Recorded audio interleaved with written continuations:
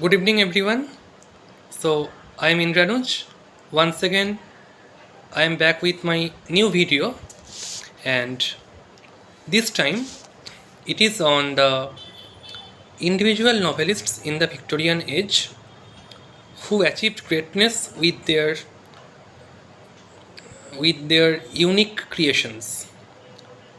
And as I said, the social problem novels during the Victorian age, and how the social problem novels dealt with various social ills, social evils, which which actually plagued the society in those days, like uh, class and caste, the problem of class and caste, race, gender,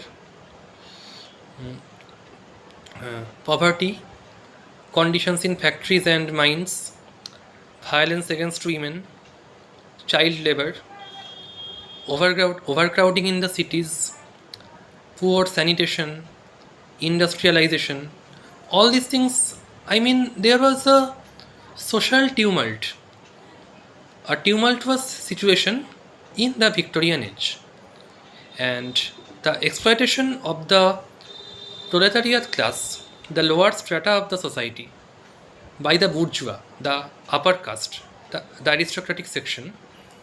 This exploitation actually resulted in a sense of protest. The exploitation in all the ways it is possible, actually, social, political, economic, whatever it is. This The merciless treatment of the lower castes by the aristocratic upper castes actually led to the rise of social protest, uh, rebellion against the existing social hierarchy, and this resulted in the development of social problem novels, a great work of fiction, an altogether different genre of fiction. How the social problem novels dealt with the issues which plagued the existence of the Victorian people. And coming to the individual novelists, I would be starting my present lecture with the great Charles Dickens. Right? Yes. So, stay tuned.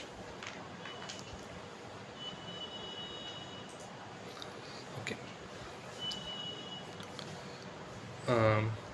Charles Dickens had a troubled childhood.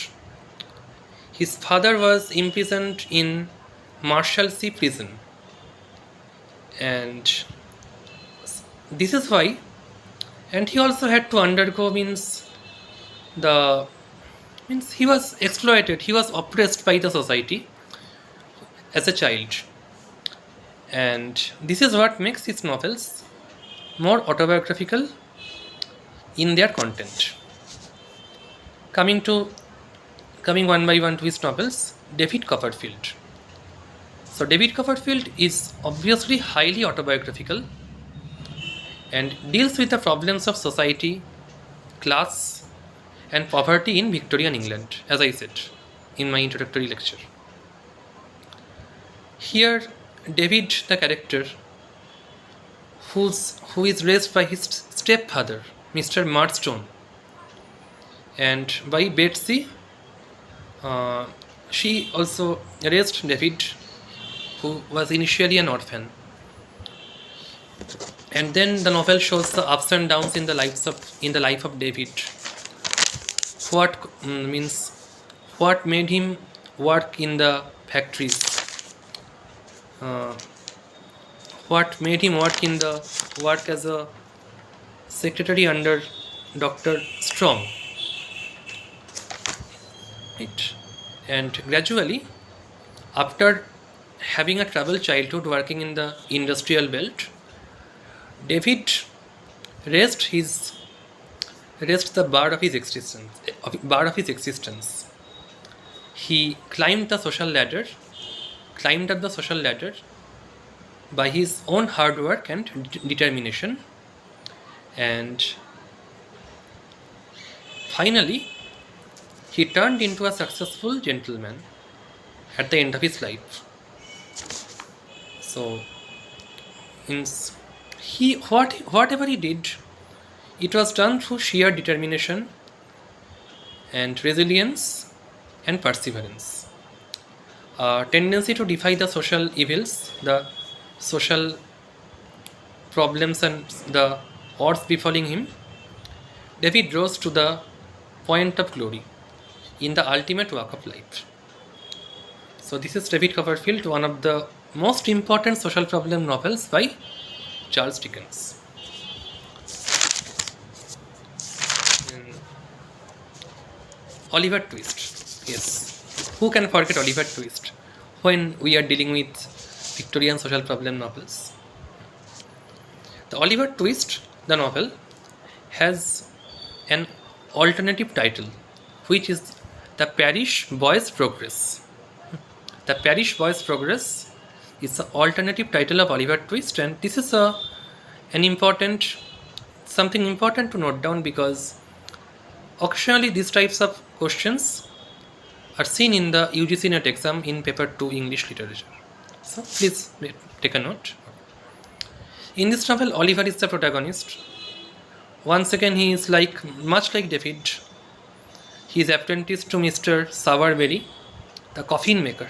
Just imagine, child labor, and what it is, working as a coffin maker at a very, very young age. When, sorry, at a very young age, when he is supposed to play with his friends in the fields, when he is supposed to lead a happy childhood, he is working, doing the job of making coffins. So this is the brutal social reality of Victorian England.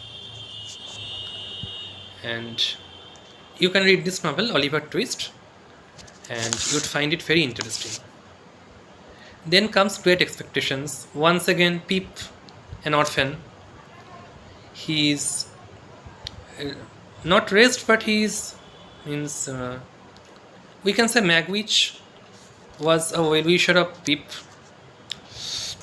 Magwitch, the character, who later turned out to be, he was an outlaw. Magwitch was an outlaw, but he never harmed Pip, the central character, Philip Pirip, or Pip in Great Expectations.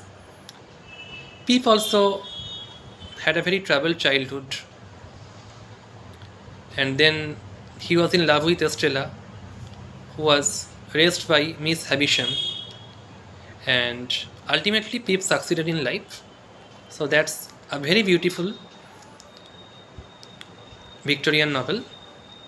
And the movie Fitur, starring Aditya Roy Kapoor and Katrina Kaif, it is based on the plot of the novel Great Expectations.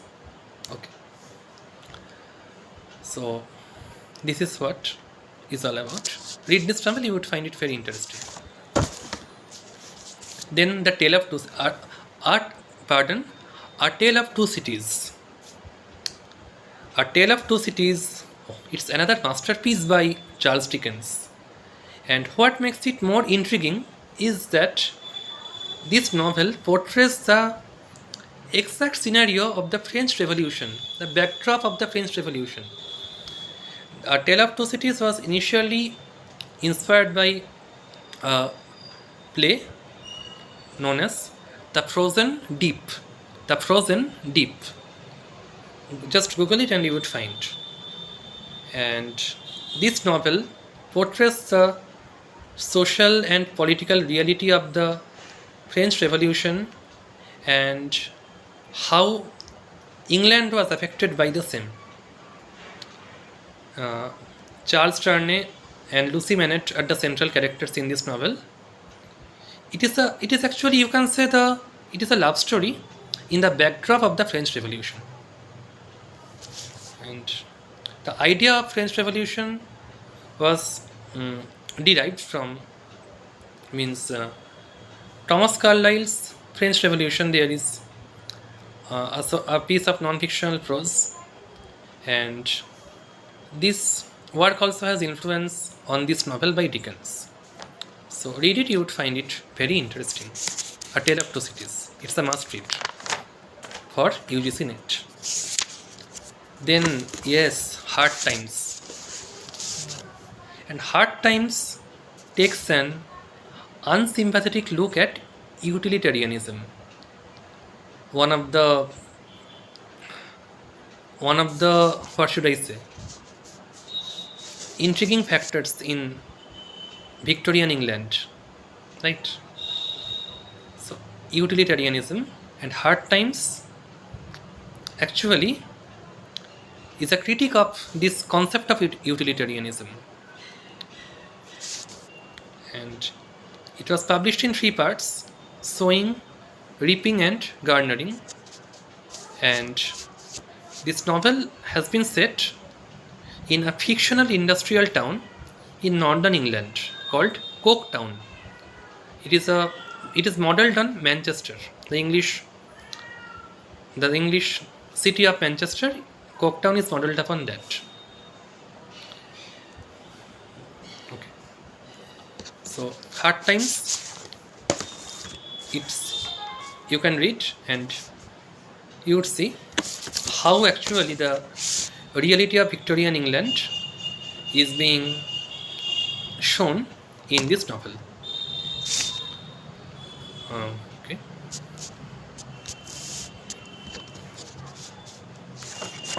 Then Charles Dickens has written certain other novels, means Pickwick Papers. You have a look at it.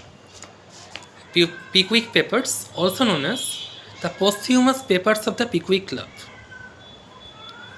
Then Nicholas Nickleby, another novel by Dickens. The Old Curiosity Shop. Nell Trent is the protagonist here, who dies of starvation. Once again, starvation, influenced by the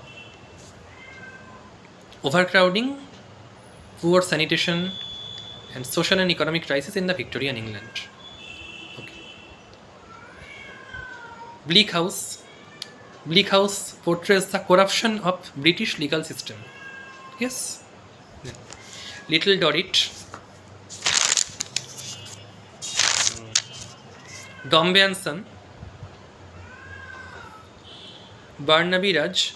Barnaby Rudge is a historical novel by Dickens, and Dombey and Son is another important novel by Charles Dickens. And here, Paul Dombey, the wealthy owner of a shipping company, and here it is shown the side effects of industrialization, the side effects of the positive as well as negative effects industrialization had on Victorian England, Victorian English society, are shown in this novel, Dombey and Son. And Martin Chuzzlewit is another novel by Charles Dickens, which was written after Dickens travelled to America in 1842. And Martin is the protagonist in this novel. And once again, this novel is a Bildungsroman. A Bildungsroman, what is it? It traces the development in the life of a protagonist from the what should I say? From the lowest point in his existence, his troubles, his tribulations as a child, and how he progresses gradually in his life, rises up the social ladder, and his rise to the pinnacle of glory. His development, the development in his character as he passes through the trials and tribulations of life. How a protagonist develops himself into someone worthy of the society.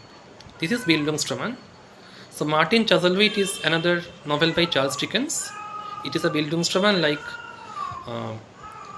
David Copperfield or Great Expectations, like that. So that's all for today. I hope you have got a fair enough idea of the great works by Charles Dickens, and I will be back in my next video with Thomas Hardy. So stay tuned. Thank you.